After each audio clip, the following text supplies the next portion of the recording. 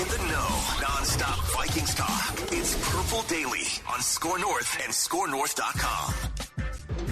Pick football into the opportunity ball bin there? No, I thought about trying to flip the drill and not go into the wind. It felt like that ball kind of just died, as it hit the wind, and then undercutting trailing defender due to the great recent dialogue of some corner routes. That would fall into the category of let's lay that ball up with a little bit more air and let KJ go get it. He tried to kind of touch one out to the sideline, and it's great reps for Kirk. He's had a really, really good camp across the board, and nobody wanted that drive to go down there and win the drill more than Kirk. And, I have zero comments to make about the decision. The only thing you can argue is, hey, where'd I put it, and where could I put it in a better spot next time as part of his preparation for camp. That wasn't as chippy as maybe I thought it was going to be. I thought he maybe clapped you a little bit more, but that was a fair exchange. Yeah, and he doesn't really clap. Like, he's not gonna, like, it's not like when Zimmer got offended, but like when he said, I have no criticism, that's sort of his way of being like, you're not going to get me to go down that path, which I wasn't trying to. I was just, I think any interception Kirk Cousins throws or a quarterback throws for O'Connell is worth dissecting, because that's his forte. Like, that's his position. Yeah, I mean, the wind, by the way, like anyone who stepped outside for 10 seconds yesterday, I don't know how you throw passes in that weather. That's like the windiest it'll be without it being a tornado storm or something.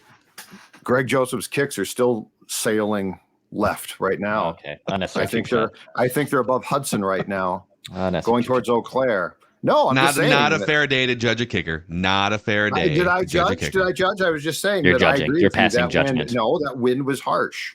That was very harsh wind. Greg, would you call that an opportunity ball there, the one that you kicked, 14 yards wide left in the gale force winds? Huh? All I'm trying to Judd do here is get from answers. Purple Daily and Vikings Wire.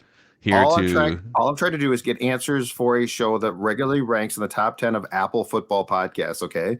Yes. The Purple Daily family deserves, they want information. We don't have a bunch of Pollyannas. We have a group of people who want a Super Bowl before I die, and that means asking the tough questions sometimes. Yes, and all of it is presented by our friends at TCL, which is one of the world's best-selling consumer electronics brands. They have a new lineup of award-winning TVs delivering the most entertainment with stunning resolution. I was watching Hard Knocks on my TCL TV yesterday. It was great. Learn more at TCL.com. Inspire greatness with TCL, an official TV partner of the National Football League. Dex, let's also tell the audience before we get to Judd's camp notes about one of the best restaurants and bars in the North Loop. It's our friends at 3 Jack.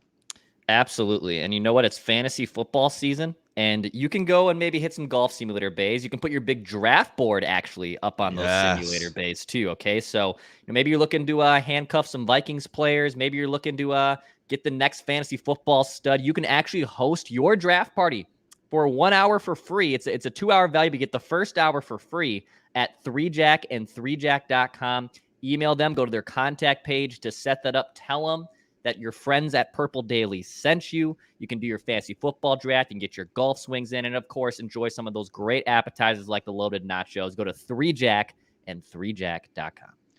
Boys, we're going to hit you, not boys, audience. Hello, audience, men, women, whatever you identify as. We are going to hit you all with 2 episodes of Purple Daily today. This Judd's Camp Notes, and then the two of us here, Phil and Judd, are going to go to the second day of joint practice here, and we're going to do a live stream later on this Thursday here. But Judd, the floor is yours. Judd's Camp Notes, taking the world by storm over the past 3 weeks here. Paparazzi outside of his house. It's impossible to go to the grocery store. Judd, I need camp notes. Camp notes. I can't do it right now. No. I'm pushing cameras away. Just like that. Out of my face. Yes. All right. Where do you want to start here?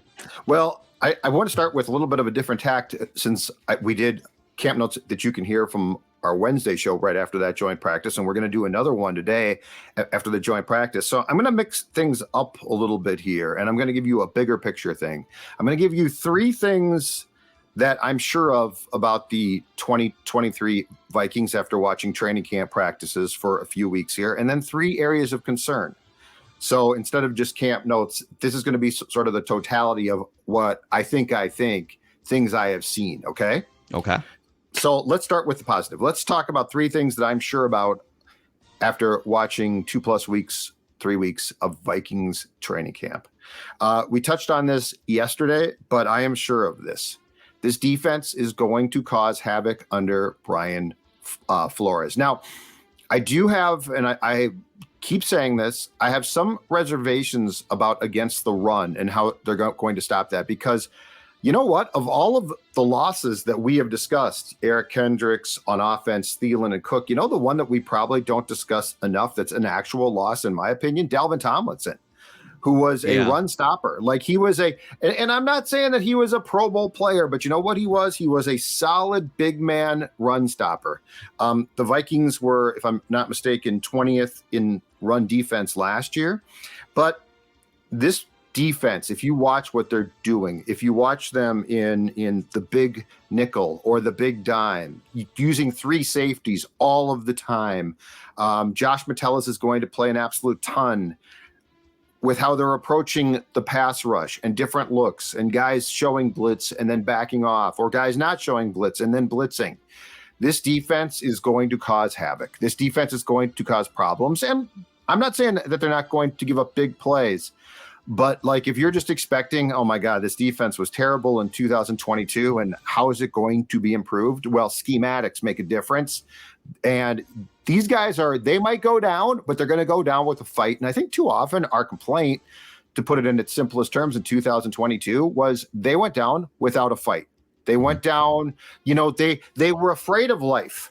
Well, we got to have 2 deep to stop the big play. But then you go into Detroit and the Lions get 2 huge plays, if I'm not mistaken, in that one in the first quarter. Okay, but at least we did that. We have to look, nothing worked last year.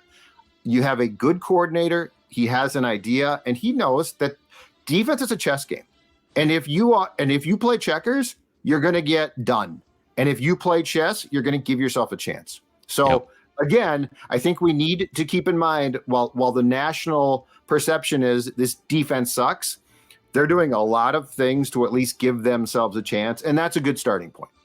And two, defenses fluctuate so much from year to year. The top defense one year drops down to 15th another year, and then a bad defense. I mean, Brian Flores came in Miami, bad defense first year. They were top 5 or top 10 in a lot of categories the second year. You can change a defense's way. It's hard to go from, if you're the Jets, for instance, and you have a garbage offense, there's really one way to take a big step forward into the top 10, and it's sign Aaron Rodgers. There's more than one way to grab a defense that was ranked 30th and bring it up into the top 15. New scheme, new coordinator, get younger, maybe find a fresher edge rusher that doesn't have, a bone bruise in his knee for the entire second half of the season. Marcus Davenport, right? So, yeah, I don't think anyone's arguing this is going to be one of the 3 best defenses in the league, but God, we were talking about this earlier with Doogie on the Scoop podcast. Like, it drives me nuts, this narrative that, well, the Vikings defense was already bad last year, and look who they lost. They lost these names that we've heard of, Patrick Peterson and Eric Kendrick. I think Dalvin Tomlinson, of the guys they lost, I think you're right. He is the actual loss because he's the one that's still in his prime. I think he's like 29, maybe 30 years old. He still has some years left in the NFL. I like the way you characterized him, by the way. A solid big man run stopper. Mm-hmm. I think we should just make that an official new position in the NFL. You need your quarterback, you need your edge rushers, your left tackle, and your solid big man run stopper guy. You know what? You just hit on a thought that's occurred to me in the past week or so, which is this. How we characterize defensive positions now is wrong. So, for instance, we say the Vikings are a 3-4. It's a base idea. They're not a 3-4. They're not a 4-3. They're a hybrid. Like it would be like calling a $75,000 car, hey, it's a something cylinder car. No, it's a hybrid, man. This is a hybrid.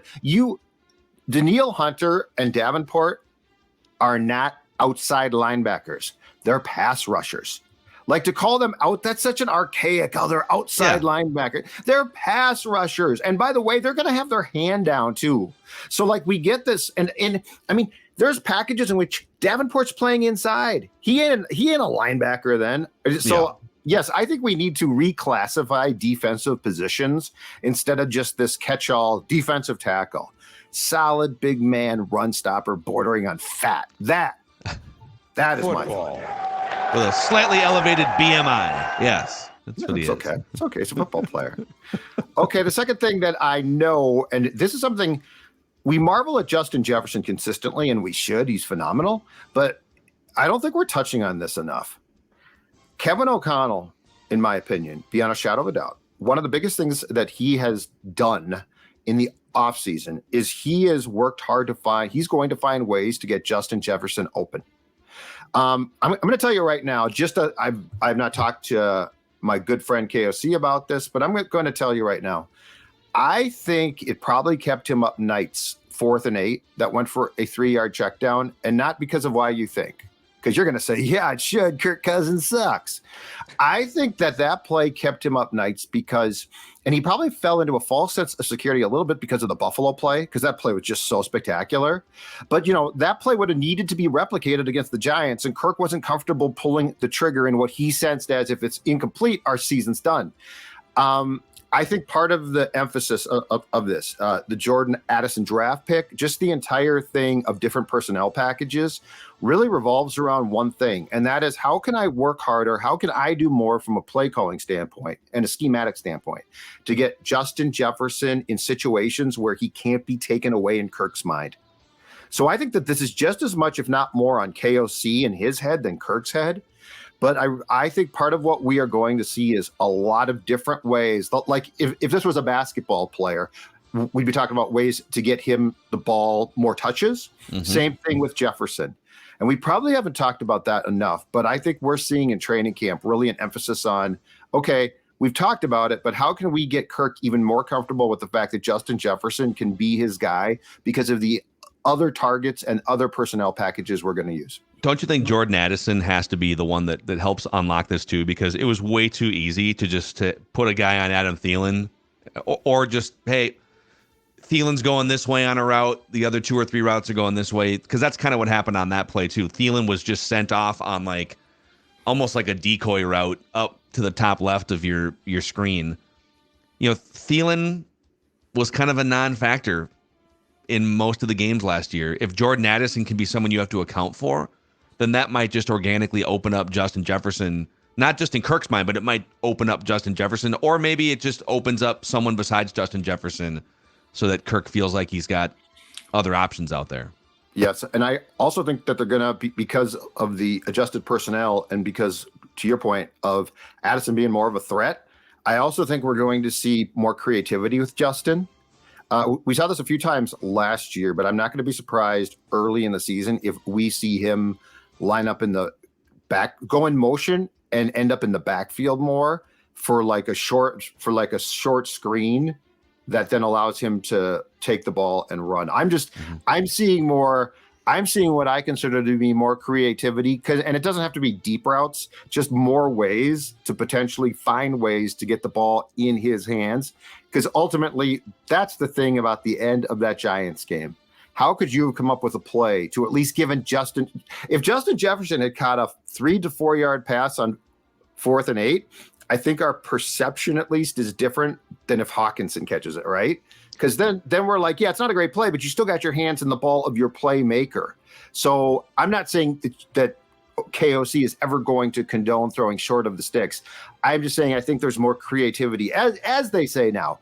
I think there was a lot of time spent in the lab. We love to call it the lab now. Yeah, working on ideas. Also, that was just equal. It was equal.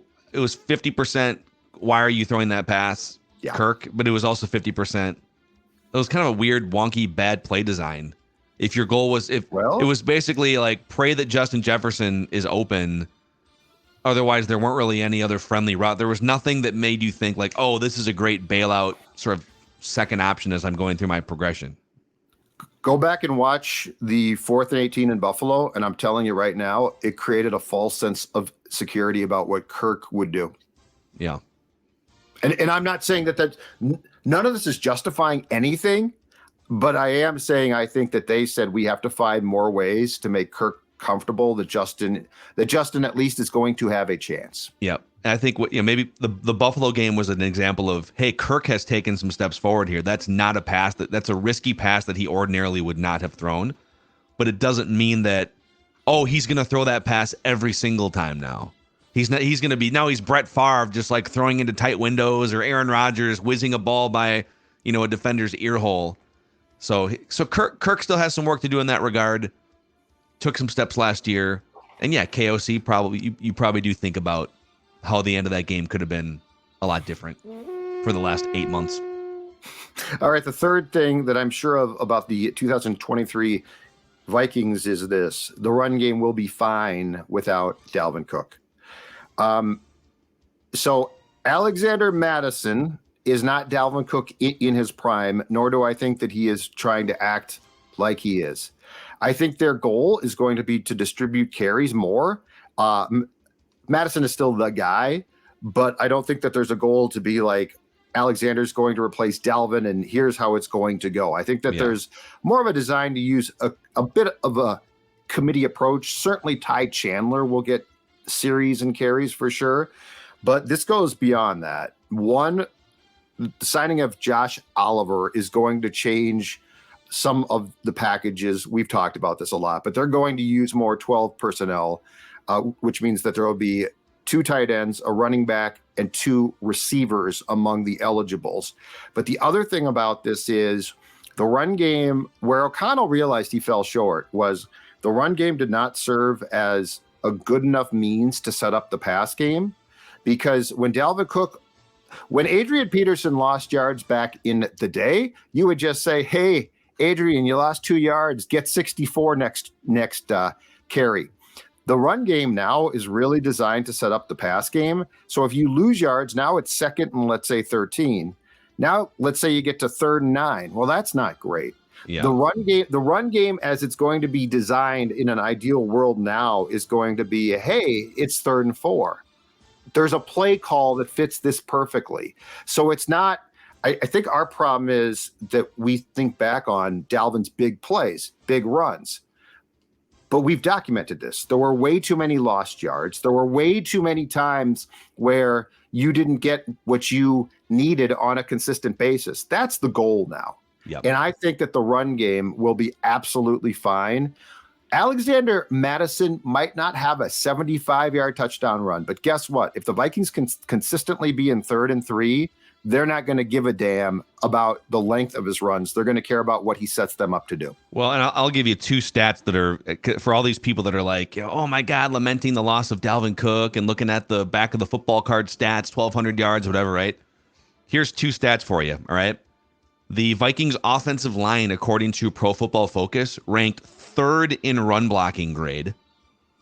But the Vikings offensive running game as a whole ranked 26th in yards per attempt.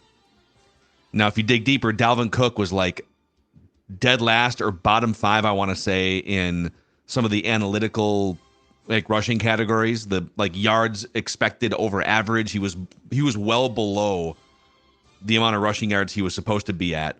So it was more of like a volume number, his total rush yards. So I think if you take him out, he's fading, and you just put in sort of replacement level or even like average running backs. Josh Oliver is going to be in there. I agree. I think the Vikings go from a bottom 5 rushing offense to maybe somewhere middle of the pack. Maybe the new running back they just signed. Can we break this news right now and break some bad news to Declan too? Go ahead. Is it Aaron Dykes? Yeah, Richmond Spiders. From the Richmond Spiders. Doogie floated us this. Doogie has this scoop. He texted it to us here. So the Vikings did sign. It's sort of like a depth camp running back here. But the real news is who they waived. Did you see this, Judd? No, I have not. The kicking battle has come to an end at Twin Cities Orthopedic Performance Center. Is it Podlesny? Yeah, Podlesny. Naga, not going to work here anymore. He gone. Waived. Greg Joseph. The kicker? No, that's bad news for me. That's not bad news for Declan. Both of us. We both made kicking predictions for Saturday. Declan said that Podlesny was going to be... okay. He was going to be among the last round of cuts. Oh, yeah. Was his write that down prediction. Well, and he also said which by the way, there's only one round of cuts. Only one round of cuts. So this is a terrible beat for Declan, actually. It's okay because Greg Joseph was nails all season. So this is Leslie, good news for me. Because I said Pod Lesney's going to be perfect on Saturday, which now is wrong. And didn't you say he was going to miss a kick on Saturday, Dex? Yeah. So you take 2 beats off this, and I take 1. And write that down. But the morality of my Greg Joseph stand is only rising. So I'm totally okay with the this. Moral issue? The morality Some of morality? your Greg My Joseph morale. stand? Let's open up the phone lines. Let's open up the phone lines. Your morale is going up. Okay. Yes, my morale is going up. Well, morale Okay. and morality are two different things, though, right? But either way, you're happy with this because your guy Greg Joseph. Yeah, your morale is high. Job. Your morality is in question. Very questionable. So we're at halftime right now of Judd's three things good, 3 things bad. So let's shout out our friends over at Livia for helping all sorts of Purple Daily listeners, including Judd, lose weight over the years. Yeah, and now it's going on 2 years, dropped 40 pounds thanks to this program. That's how I went from the guy on the left to that good-looking, debonair, suave guy on the right. And let's also shout out and give congratulations. Livia was just named Minnesota's best weight loss program for the 3rd year in a row. That's 3 years gold. That's right. Consistently now across the board, a 3-time champion, the best weight loss program in the state. And that calls for a special offer. And that is right now, sign up 3 months free if you join today. Limited time offer. Take advantage. I'm going to tell you right now, they're not only going to help you take off those unwanted pounds, but they are going to help you keep them off. This is a perfect time to join. It's summer. You can certainly get out, exercise, go for walks, and Livia is going to help you also then learn how to eat, learn how to take that weight off and keep it off. 855-GO-LIVEA, Livia.com. 3 months free again, Livia, LIVEA.com. Congratulations to a weight loss program that works. So you've lost weight, but you still look like a Sasquatch. So maybe you should go over to manscaped.com. That's my problem. that's not a Declan. Take notes here, Judd. That's my problem. Yeah. Declan, tell me about it. Yeah, you can you can get the beard hedger, you can get the lawnmower from downstairs. You can you get the new electric razor too that helps keeps deck tweets, nice and trim as well. The handyman, it fits right in your travel bag. You don't got to worry about lugging that big electric razor all over the place. Right here, this beautiful Macadac beard was groomed with a Manscaped beard hedger yesterday morning. Yeah, I got engagement photos locked in here in about 10 days. So I got to make sure that I'm looking good here. So my friends at Manscaped are doing that. And you can get one with promo code PURPLE, 20% off, free shipping. And any product at Manscaped, when you go to the checkout page, there's a little promo code section. Get promo code PURPLE, type it in, 20% off, and free shipping for any product at Manscaped and manscaped.com. Okay. But maybe you're hairy and you're going to stay hairy, okay? You're a dog, for instance. Maybe you're Maya or you're Vinny or you're Stella. Nutrisource. Look at how happy on the YouTube channel here Maya is every time I bring a big old scoop of Nutrisource into her food dish. Oh, look at she's licking her lips. That's cold. What she'll do now is she'll come walking over when it's like around the time so she can't speak English, obviously. So she'll come over and she'll start licking her lips and like tilting her head as like, hey, do I need to hint more aggressively? Fatty, come on, guy. And your dog, you know what? She's excited, right? Come on, Pop, I want my food. Stella right there, judgmental. Hey, old man. Hey, idiot, get me my food right now. And it's those training rewards treats that she loves. Vinny looks like he also has that sort of side eye, Declan, like, hey, Declan, get on the ball. I want my food right now. A lot of side eye, frog legs, whether it's Vinny, Maya, Mackie, whoever's given the side eye, when you say Nutrisource, what'd you say? Huh? What was it? Say that one again. Nutrisource? Yeah, it's good stuff for the dogs. So check them out. Nutrisource. By the way, it's a locally owned and operated, family-owned company for 58 years. You can find your Nutrisource location at NutrisourcePetFoods.com. NutrisourcePetFoods.com. All right. Let's get to 3 things that you think you're stealing this from Peter King. 3 things you think that are maybe on the negative side. Yeah, and sort of stealing it, sort of not. I don't know. But anyway, on the negative side, as we start the second half of today's Purple Daily, Vikings, 3 things I'm sure of, 3 things I'm not. And with the start of the second half. Let's go. Boom time. All right, here it is. The first thing, the interior of the offensive line remains a worry for me when it comes to pass pro, okay? Ezra Cleveland, Garrett Bradbury, Ed Ingram, all three of them. The Vikings have known this for a while now. But, you know, the Netflix quarterback documentary really crystallized the beating that I don't think we ever understood until we saw it when that came out in July. The beating that Kirk Cousins took. Nothing's really been done here. The Dalton Reisner bringing him in certainly raised a red flag. You know, clearly it wasn't full-blown panic, or he's probably signed. But as Phil said, the run blocking is very good. Like they can run block. The pass protection, a different story. And the reminder every year at this time is this. The interior pass rush of a lot of teams is damn good now. Like, you've got athletes there. The old school, I'm a fat guy, I'm going to stand here, I'll push the center a little bit, but I'm here to stop the run. Those days are gone. Like, you have a lot of highly paid, very talented interior guys who can get after it now. I am not comfortable yet, and it's going to take a larger sample size here into the regular season to say that Kirk Cousins is getting adequate protection. And if he doesn't, it's going to blow things up. Like, it's going to be a problem. The whole thing about, hey, Jordan Addison's going to run deep routes, and that's going to get Jefferson open, and we're going to confuse teams, only works if the player who's trying to run the deep route can get the depth of the route before the quarterback gets hit or has to start to run, and that's not Kirk's forte. So interior line-wise, I am far from comfortable, and I would guess privately the Vikings also have some concerns. I also like Kirk, you know, sometimes he goes through stretches, and to credit to him, he would sort of snap out of these when he needed to in the fourth quarter and overtime last year, but he'd start seeing shadows sometimes too. Or in, as we found out in the Netflix documentary, he was in so much pain that he was not interested in hanging in there for an extra second, right? So I can't breathe. It was bad. And none of us have experienced that type of physical sports pain. Absolutely. So he is a tough SOB. Yes. But I'm not even like ripping him for this, but there's a lot of times where he sort of sees ghosts or he's expecting pressure because it's been there. So you have to give him something to trust. And I don't know how he's supposed to have that.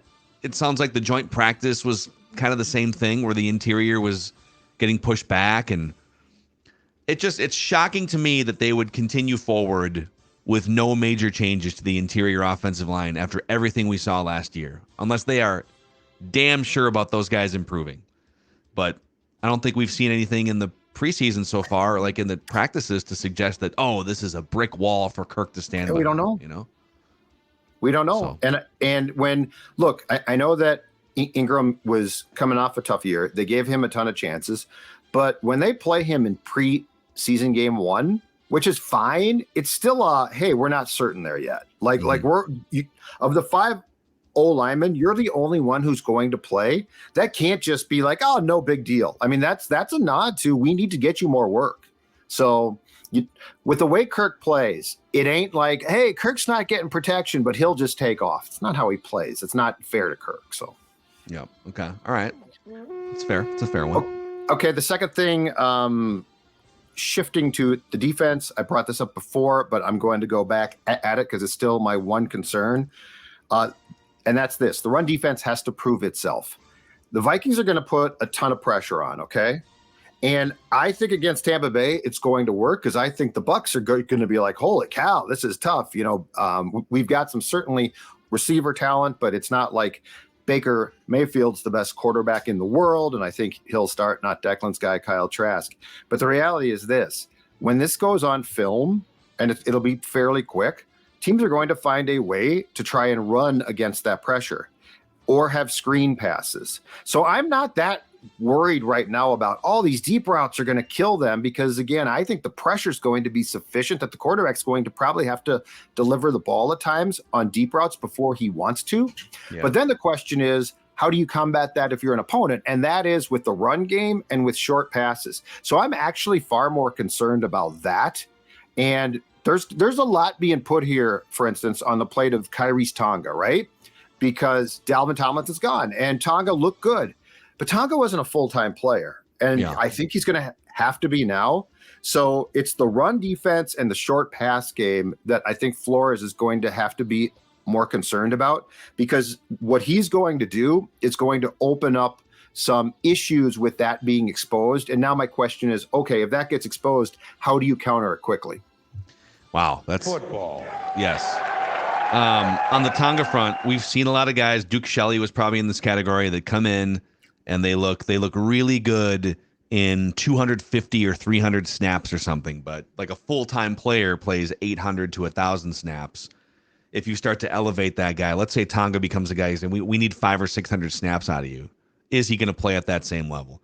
I think Harrison Phillips and maybe Dean Lowry, but Harrison Phillips for sure is the only guy among the actual like down linemen, the interior defensive linemen, that I would say, yep, I know exactly what we're going to get from that guy. He's a good, solid NFL football player over the course of like a lot of snaps, you know. And I think Dean Lowry has enough of a. Dean Lowry's not a guy though that's going to get a lot of push and be like a pass rusher. He's more of a space eater and a run game. He's there to help with the run game. So I guess that is the good news with Dean Lowry. Yes. So that's one though.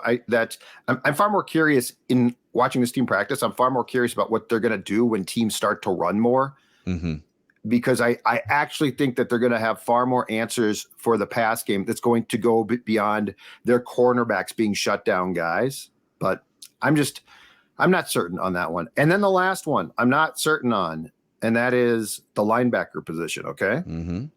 Hear me out. Jordan Hicks is going to play. And Jordan Hicks is 31, coming off what I considered in some ways not to be a great year, as we talked about with Doogie earlier today when we recorded a Scoop podcast, took a pay cut to come back. He's being seen, I think, as the veteran stabilizer guy. So he's being seen as he knows where people are supposed to be. He can be the green dot guy. There can be complete faith in Jordan Hicks is going to know what he's doing. Whether he can make plays consistently, we don't necessarily know. I'm not saying he's going to be a disaster. I'm just saying he's not at an age where he's going to be flying around with a defense that is, for the most part, going to be flying around. That gets us to Brian Asamoah, who now has missed substantial time in camp because of an undisclosed injury, and we're not sure what's wrong there, but we know the training camp was going to be extremely important to him. And now a guy who's looked fantastic, Ivan Pace Jr., who, again, as we talked about with Doogie, very well could start the season because Asamoah has fallen so far behind. And I have no doubt that Asamoah and or Pace can make plays. But that's still an inexperienced area where it takes instincts as well to play. And I'm just a little bit concerned about how that's going to actually shake out. Like, I have no doubt that the safeties are fine. Bynum's a smart guy. Harrison Smith is Harrison Smith, and Josh Metellus is instinctual as hell. And I actually do think that the safeties, in Metellus' case, I perceive him almost really as a safety / linebacker. But I think that the whole Hicks and the young guy beside him thing, I'm not saying it's going to fail. I am saying it's worth keeping an eye on, because I think just assuming it's going to work fine is probably a little bit of a dangerous assumption. Yeah. That's one of the things I'm actually excited to watch in the joint practice is Ivan Pace specifically, and even Jordan Hicks to some extent, just like, and then anyone else that's behind them on the depth chart. Coverage. I want to see Ivan Pace doing things that we aren't sure about. We know he can go forward. We know he can attack gaps in the run game, like you saw in the first preseason game. Yep. He led college linebackers in sacks last year, like inside linebackers. So, what does he look like in coverage? What does he look like covering space? You know, can teams take advantage of the size issues? But good stuff, man. There is six things that judge guys there too, though. Like they're definitely going to try. I mean, Pace appears to be the top guy right now, but we saw snaps with a guy by the name of Troy Reeder in there yesterday as well. So like, there's definitely some curiosity about that. But I think we're assuming it's going to be fine. or I shouldn't say we all are, because Phil actually has sounded the alarm a little bit more than me. I don't think it's going to be fine. Yeah. I've been assuming scared. it's okay. Yeah. And the more I thought about it, I'm like, we should just wait and see. Okay. Good stuff, man. There's Judd's camp notes. Nope. Hey, don't quit bothering Judd outside his home in the grocery store. Okay. I know, everyone wants camp notes. You get Kevin them and right I are here on busy. Purple Daily. Kevin and I are busy. Busy sparring at the podium. We're in our own labs. Okay. Kevin's in his lab in Egan. I'm in the SLP lab right here. Also, a shout out to you guys. Thank you for helping us raise, to this point, over $11,000 this week as part of our Power of Sports auction benefiting Courage Kenny Rehabilitation Institute. There are still a couple great Vikings items up for bid. Dinner with us, the Purple Daily crew, is up for bid at scorenorth.com/bid, as is a Monday Night Football experience with some great lower bowl tickets and dinner for that Vikings 49ers game. Scorenorth.com/bid. We will see you later on for a little joint practice recap. Purple Daily.